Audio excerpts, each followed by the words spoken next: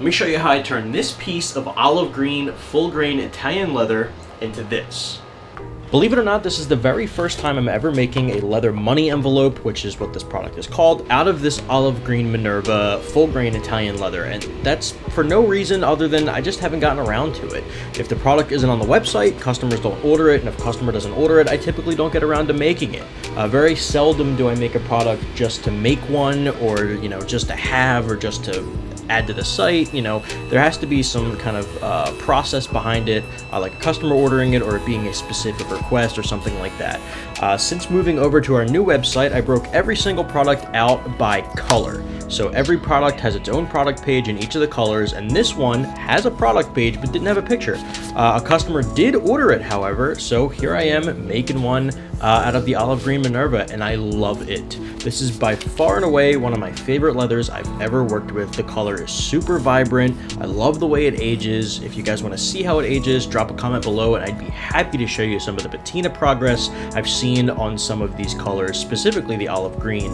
And this customer decided to pair it with ivory stitching, which I think was an absolutely perfect choice for the olive green. Ivory is obviously just kind of off-white. It looks pretty white when it comes to the thread. If you just saw a color swatch, it might look a little more creamy, but the thread is pretty white. So the ivory thread on the olive green I think was a brilliant idea, and I think pairing it with the antique brass hardware you see me doing right now with my arbor press, I think just complements everything so perfectly.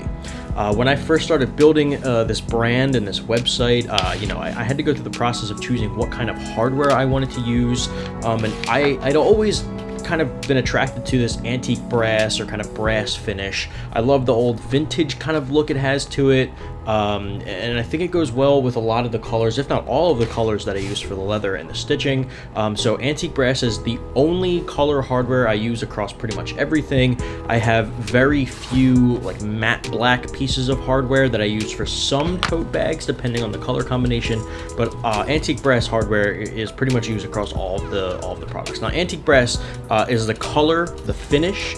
They are steel pieces of hardware. They're just finished in a way that looks antique brass.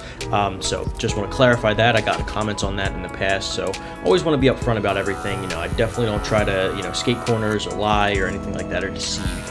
So don't be deceived. It's not actually brass. It's not antique. They're not vintage. It's just a finish. And I think the finish looks really cool, especially on olive green. I think it looks very earth tone, very almost like army-ish. And then I think the ivory kind of pulls the army-ish out of it and makes it just pop a little bit more. So let me know in the comments what you think of this color combination, of course.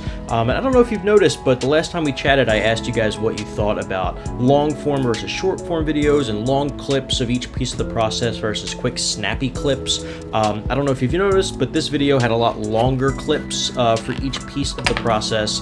The video in itself is pretty short just because it's a really fairly simple product to make, so there's not a whole lot of steps to it. But let me know in the comments what you think of the color combo and what you think of the editing process here with the longer clip style. Drop a comment below, and of course a like and a subscribe goes a long way to help me build this small channel, and I appreciate you watching.